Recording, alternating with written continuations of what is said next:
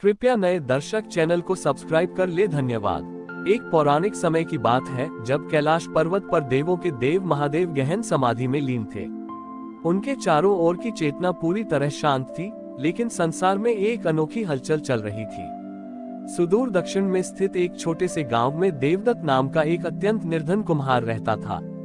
देवदत्त शारीरिक रूप से बहुत कमजोर था और एक पैर से ठीक से चल नहीं पाता था, लेकिन उसका मन महादेव की भक्ति से हमेशा भरपूर रहता था। वह मिट्टी के सुंदर बर्तन और मूर्तियां बनाता और उन्हें बेचकर जो कुछ भी मिलता उसी में संतुष्ट रहता था।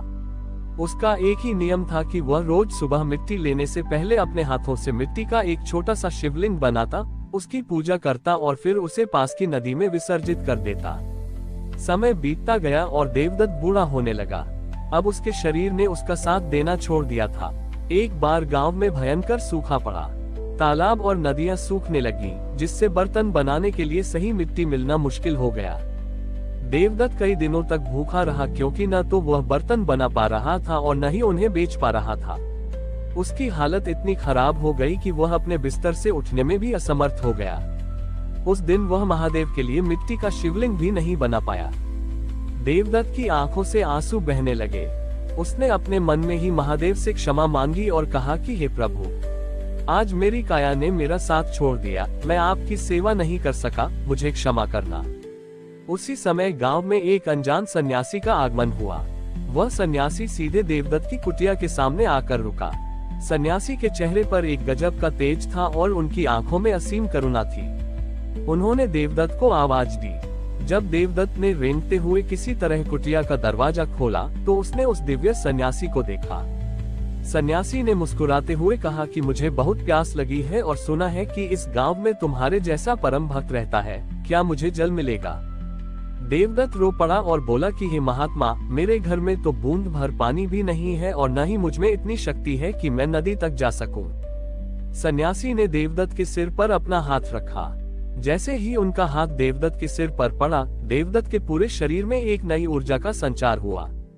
उसका बरसों का दर्द गायब हो गया और वह बिना किसी सहारे के सीधा खड़ा हो गया। सन्यासी ने कुटिया के कोने में रखी एक सूखी मिट्टी की मटकी की तरफ इशारा किया। देवदत्त ने जब उस मटकी को देखा तो वह अचंभे में पड़ गया। वह सूखी मटकी अब एकदम ठंडे और पवित्र जल से लबालब भरी हुई थी। देवदत्त ने तुरंत आदर सहित सन्यासी को जल अर्पित किया। जल पीने के बाद सन्यासी ने आंगन की सूखी मिट्टी को छुआ। देखते ही देखते वह बंजर मिट्टी सबसे उत्तम और उपजाऊ मिट्टी में बदल गई, जिससे सबसे बेहतरीन मूर्तियां बन सकती थी। देवदत्त समझ गया कि यह कोई साधारण सन्यासी नहीं है। वह तुरंत उनके चरणों में गिर गया। जब उसने ऊपर देखा तो सन्यासी के स्थान पर साक्षात भगवान शिव अपने दिव्य रूप में खड़े थे। उनके गले में नागराज, सिर पर चंद्रमा और जटाओं से गंगा की धारा बह रही थी। महादेव ने मंद मुस्कान के साथ कहा कि देवदत्त, तुम्हारी सच्ची भक्ति और हर परिस्थिति में संतुष्ट रहने के भाव ने मुझे कैलाश से यहाँ आने पर विवश कर दिया। जो भक्त सच्चे मन से मुझे याद करता है, उसके सारे कष्ट दूर करना मेरा उत्तरदायित्व है। महादेव ने उसे सुख समृद्धि का आशीर्वाद दिया और अंतर्ध्यान हो गए। देवदत्त का जीवन बदल चुका था और उसने अंत समय तक महादेव की निष्काम भक्ति जारी रखी। महादेव के अंतर्ध्यान होने के बाद देवदत्त की कुटिया में चारों ओर एक दिव्य सुगंध फैल गई थी। उसका शरीर अब किसी नवयुवक की तरह शक्तिशाली और निरोगी हो चुका था। आंगन में मौजूद वह चमत्कारी मिट्टी इतनी पवित्र थी कि देवदत्त ने जैसे ही उसे छुआ, उसके मन में विधाता की सुंदर कृतियां उभरने लगी। उसने उस मिट्टी से महादेव का एक ऐसा विहंगम और जीवंत विग्रह तैयार किया, जिसे जो कोई भी देखता उसकी आंखें श्रद्धा से नम हो जाती। धीरे धीरे यह बात पूरे राज्य में फैल गई कि देवदत्त पर स्वयं भोलेनाथ की कृपा हुई है और उसके हाथों से बनी मूर्तियां साक्षात महादेव का अंश लगती हैं। कुछ ही दिनों में उस सूखी और बंजर धरती पर फिर से हरियाली लौट आए और गांव का सूखा पूरी तरह समाप्त हो गया। देवदत्त की कला और प्रसिद्धि को देखकर राज्य के राजा ने उसे अपने राजदरबार में आमंत्रित किया। राजा ने देवदत्त से कहा कि वह राजमहल के मुख्य मंदिर के लिए महादेव की एक विशाल और भव्य मूर्ति का निर्माण करे, जिसके बदले में उसे असीमित धन दौलत और स्वर्ण मुद्राएं दी जाएंगी। देवदत्त ने राजा की बात स्वीकार कर ली और पूरी निष्ठा से मूर्ति बनाने के कार्य में जुट गया। दिन रात की कड़ी मेहनत के बाद उसने एक अत्यंत मनमोहक मूर्ति तैयार की, लेकिन जैसे ही राजा के सैनिक उस मूर्ति को राजमहल ले जाने के लिए उठाने लगे, वह मूर्ति अपनी जगह से टस से मस नहीं हुई। कई शक्तिशाली सैनिक और हाथी भी उस छोटी सी मूर्ति को हिला तक नहीं पाए।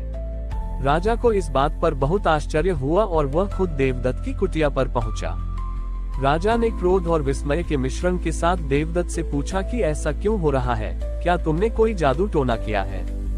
देवदत्त ने हाथ जोड़कर अत्यंत विनम्रता से कहा कि हे राजन, महादेव को धन, वैभव या बल से कभी बांधा नहीं जा सकता। वे तो केवल प्रेम और समर्पण के भूखे हैं। जब तक आपके मन में अपनी सत्ता और धन का अहंकार रहेगा, तब तक शिव आपके महल में प्रवेश नहीं करेंगे।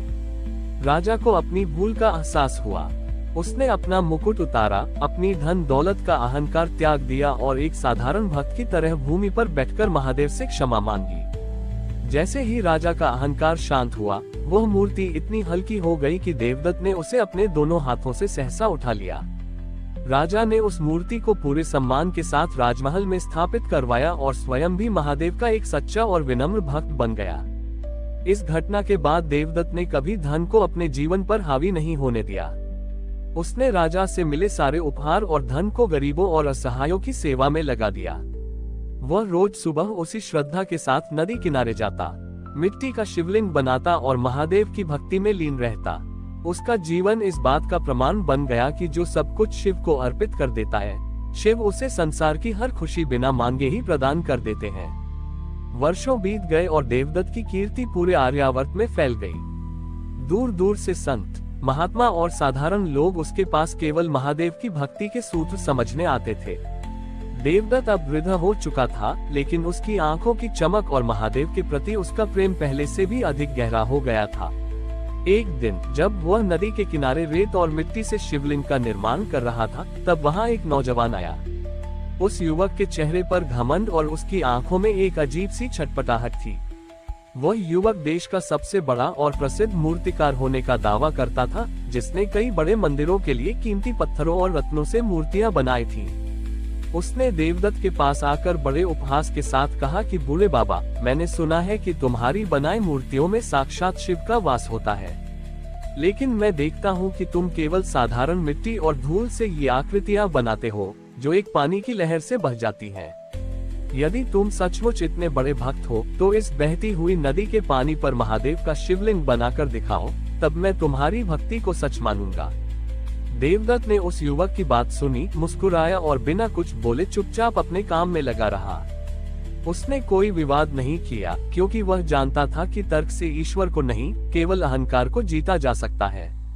उसी रात उस घमंडी मूर्तिकार को एक भयानक स्वप्न आया। उसने देखा कि उसकी बनाई हुई कीमती पत्थरों और हीरों की सारी मूर्तियां तड़ककर टूट रही हैं और उनके भीतर से केवल खोखलापन निकल रहा है। वह डरकर जाग गया और सुबह होते ही कौतूकवश फिर से नदी किनारे पहुंचा, जहां देवदत्त अपनी नित्य पूजा कर रहा था। उस दिन अचानक नदी में एक तीव्र बाढ़ आ गई। पानी का वेग इतना भयानक था कि किनारे के बड़े बड़े पेड़ उखड़ने लगे।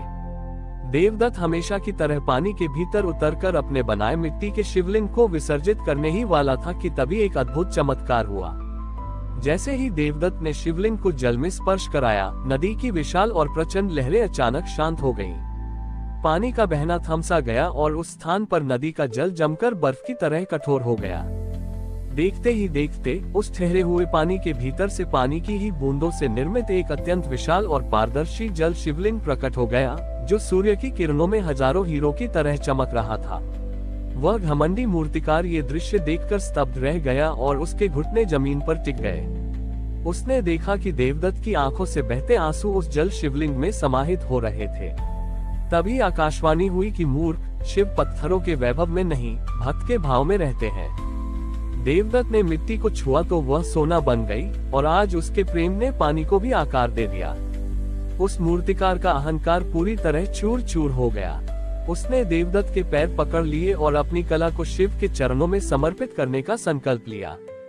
देवदत्त ने उसे उठाया और गले से लगा लिया। उस दिन के बाद से उस घाट का नाम शिव समर्पण घाट पड़ गया, जहां आज भी लोग मानते हैं कि यदि मन में सच्चा प्रेम हो तो महादेव हर कण में, हर रूप में प्रकट हो जाते हैं।